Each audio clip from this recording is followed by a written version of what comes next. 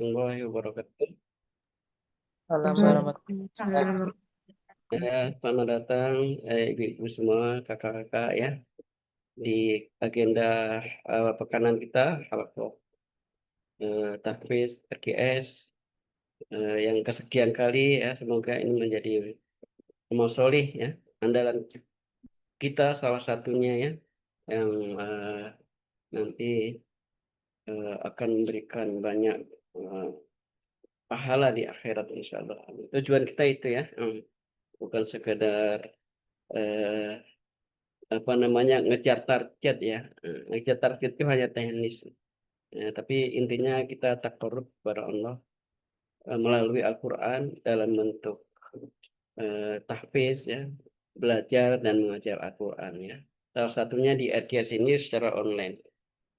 Semoga kita semakin nyaman dengan posisi itu karena ini sesuai dengan yang diharapkan oleh Allah sendiri.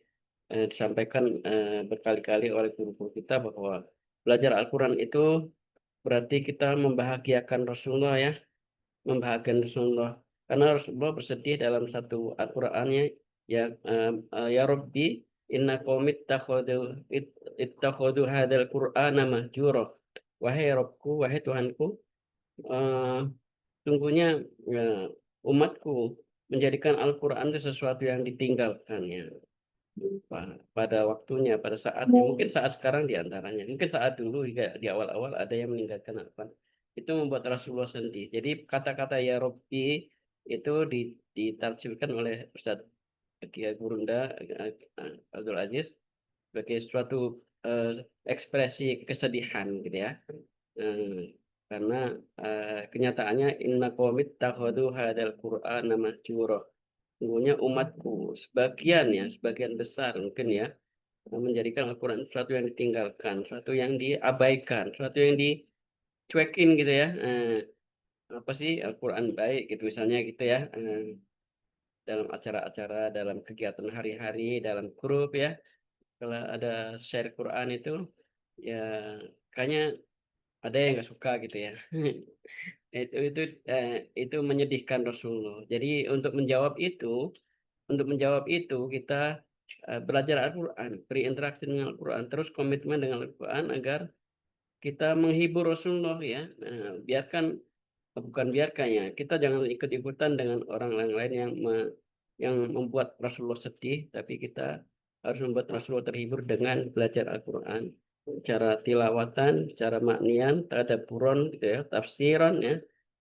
Itulah yang membuat Rasulullah insya Allah bahagia gitu ya. Hmm.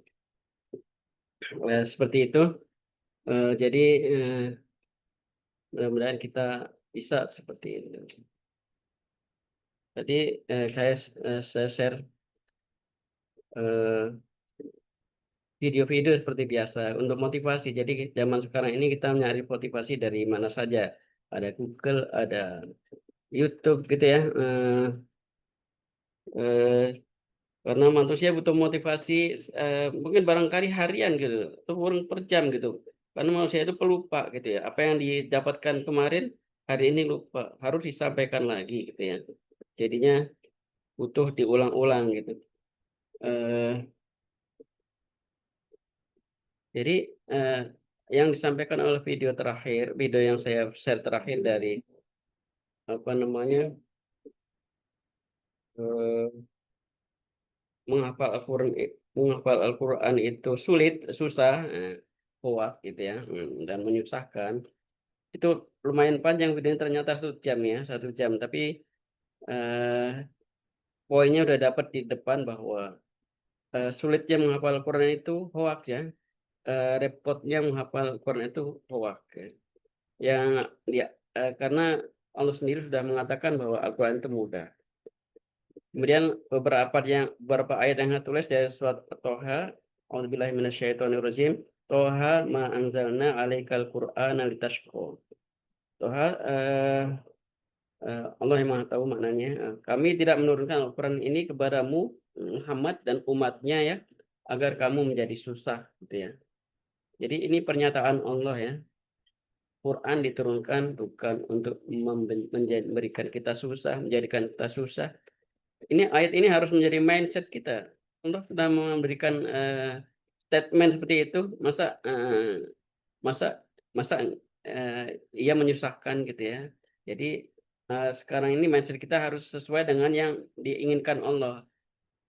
Allah tidak ingin menjadikan Al-Quran itu menyusahkan. Artinya kita harus welcome, relax, merasa nyaman dengan Al-Quran dan tidak sama sekali tidak menjadikan Al-Quran susah. Sekiranya ada orang-orang yang menganggap Al-Quran itu repot, tilawah itu repot, menghafal itu repot, susah gitu ya, ngaji tadabbur itu susah gitu ya, itu tidak sesuai dengan yang diharapkan oleh Allah gitu, yang direncanakan oleh Allah, bahwa Al-Quran itu tidak menyusahkan. Karena kenyataannya ada ya orang yang merasa repot dengan, saya kan banyak kegiatan gitu ya, saya banyak keluar rumah, saya banyak agenda gitu, sehingga saya tidak bisa pola 1 juz 2 juz gitu ya. Nah, eh, ini enggak ini menganggap Al-Quran itu merepotkan, bahwa Al-Quran itu hanya untuk orang-orang yang tidak punya kegiatan nih. Itu tidak sesuai ya. Kalau Al-Quran untuk pengangguran, maka orang-orang yang pada main di apa namanya, pada nongkrong-nongkrong di pos-pos itu mungkin pada hatam ya. Al-Quran bukan untuk pengangguran ya. Orang pengangguran kalau mau belajar Al-Quran, dia tidak lagi jadi pengangguran lagi gitu ya. Seperti itu kira-kira. Jadi yang merasa direpotkan dengan Al-Quran tidak sesuai dengan surat Toha ayat 2 ini. Ma anzalna 'alaikal Qur'ana litashqa. Nah, saya tidak sempat lagi tilawah di Devisa Hola, saya live ya. Ada seperti itu di grup-grup apa namanya, Odot ya, dot. Kalau saya buat grup eh, apa namanya, 1 hari 2 juz ya. Kadang-kadang 1 hari 3 juz untuk bulan-bulan haram gitu ya. Ya seperti itu. Maksudnya kita ingin memperbanyak bersama Al-Quran. Illa tadkirota lima yakhsha. Al-Quran itu turunkan untuk tadkiroh kepada orang-orang yang takut gitu ya. Tadkiroh itu peringatan, tadkiroh itu panduan hidup, tadkiroh itu petunjuk hidup ya. Kalau manusia tidak diberi petunjuk oleh Allah, dia akan sesat pasti gitu ya. Taraktu fikum amrayni ma in tamassaktum bihima lan tadillu abada. Aku tinggalkan 2 hal yang kamu tidak berpegang teguh kepada keduanya, kamu tidak akan pasti akan sesat selama, kamu pasti akan sesat selama-lamanya. Lan tadillu abada. Kamu pasti akan sesat selama-lamanya. Eh, itu hadis Rasulullah ya. Jadi seperti itu. Jadi tadzkirah itu petunjuk hidup, pedoman hidup. Lima yaksha kepada orang-orang yang takut. Jadi orang-orang yang takut masuk neraka, takut sesat, maka dia akan respon dengan pedoman hidup Al-Quran itu. Baliknya orang yang nggak takut ya, masa bodoh gitu ya, mau ngaji mau enggak gitu, nggak terlalu ngefek buat saya gitu. Itu ya akhirnya kurang kurang komitmen gitu ya, seperti itu. Semoga tidak seperti itu kita. Eh, Tanzilan mimman khalaqal arda was samawati ula, ayat 3-nya ya. Diturunkan dari eh, Allah yang menciptakan bumi dan langit yang tinggi gitu ya. Eh, Penurunan Al-Quran dikaitkan dengan penciptaan langit, pencipta langit dan bumi. Jadi sumbernya sama. Nah, lalu Al-Quran itu bukan main-main ya. Yang bikin langit tingkat 7 dengan segala planet, galaksi, bintang. Itu sama dengan yang menurunkan Al-Quran gitu ya. Jadi Al-Quran itu bukan main-main, bukan kaleng-kaleng istilahnya gitu ya. Yang menurunkan tuh zat Rob yang yang menciptakan langit dan bumi dengan segala isinya, hebatnya sama gitu ya. Bahkan mungkin Al-Quran lebih hebat gitu ya. Jadi jangan dianggap sepele Al-Quran itu. Maksudnya seperti itu ayat ayat 3 ini. Ayat 4-nya Ar-Rahmanu al-Asistawa, yaitu Ar-Rahman yang Maha Rahman, yang Maha Kasih Sayang, yang bersemayam di atas ars yang tinggi gitu ya. Eh, karena sifat rahmannya, kasih sayang itulah Allah kemudian menurunkan Al-Quran agar manusia itu bisa selamat di hidupnya. Kira-kira begitu. Jadi Al-Quran bukan untuk membuat manusia susah. Kalau kenyataannya ternyata ada manusia yang menganggap Al-Quran itu susah, repot, merepotkan, menghabisin waktu, itu tidak sesuai dengan yang difirmankan oleh Allah dalam surat Toha ayat 2 tadi.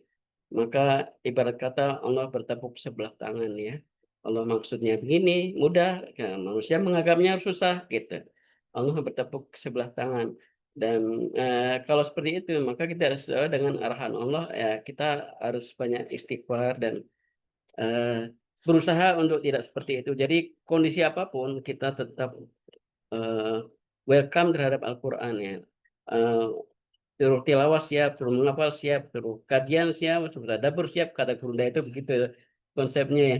Jadi welcome terhadap Al-Quran sehingga eh, kita eh, tidak menjadi orang yang merasa susah dengan Al-Quran gitu ya. Kira-kira itu motivasi pada malam hari ini. Mudah-mudahan menjadi pengantar. Eh, ini berlaku untuk peserta dan juga kakak pembina ya.